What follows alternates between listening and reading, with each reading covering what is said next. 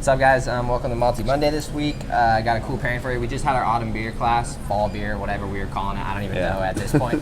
Whatever it was really cool, though. We tasted some awesome stuff, and this was definitely one of the most popular pairings as far as the people are there, and I think it's really cool, too. It's fresh goat's milk cheese from Spain. When I'm pairing goat's milk cheese with other food or drink, sometimes you can get them where it's intense and it kind of takes over. One reason why I think this worked is it's a little bit mellow for a goat's milk cheese. If you're not super into funky goat's milk, this is perfect. Really kind of just snackable and light.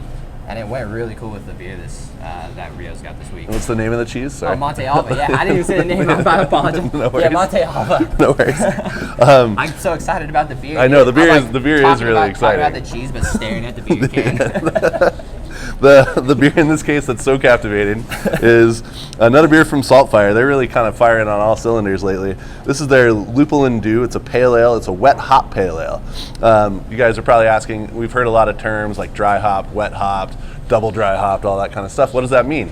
So wet hop beers are appropriate for fall because you can only kind of make them when you have fresh hops. The hop harvest in the northern hemisphere anyway happens once a year, usually between kind of like late August and mid-October, and they pull the hops off of their vines. Nice kind of, good classic appearance. Really strong aroma. You got to smell it right when it comes off. So what's cool is like most hops when they get used, there's one harvest, and to preserve that whole harvest for the whole year, we dry the hops, and then we either like pack them into bales or pelletize them, and then vacuum seal them, and then freeze them, and they keep all year. You can only make wet hop beers once a year when the wet hops are coming right off the thing, and brewers are really kind of strict about this. They get the wet hops, and they either overnight ship them, or they get them from really local hop yards, because if you wait too long, they're kind of spoiled. They're just raw vegetable matter. So they try to put them into the kettle within 24 to 36 hours coming off the vine. So that's what these guys did. These guys shipped in hops like overnight, less than a day, going into the kettle. They used a hop varietal in this case, one that it's pretty new. It's called Triumph, and it's an American hop. It's got just wonderful, huge citrus, pine, juicy, fruity notes.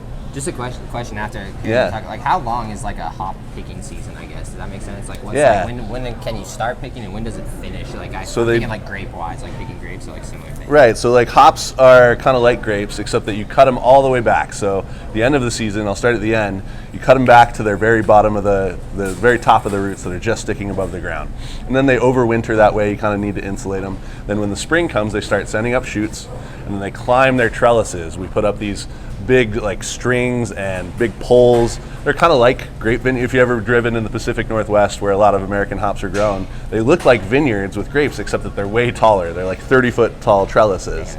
And the hops go crazy when they're getting that long hours of sunlight during the summer. They're growing up to that point, really, and then they start to produce all the little hop cones, and they start to mature. The earliest varieties are as early as like mid-August, but sometimes a little bit later for starting, and then they'll pick really actively, heavily through the end of August, all September, and into October. You got to get them all before they frost. They're like a lot of other crops. Like, you can't let them winter or get a hard frost on them, or that'll ruin them. Nice, that's interesting. And so they pull them all off, and what happens is they're just harvesting so fast at that point. They have this kind of processing thing. They use this big tractor to go down the lines.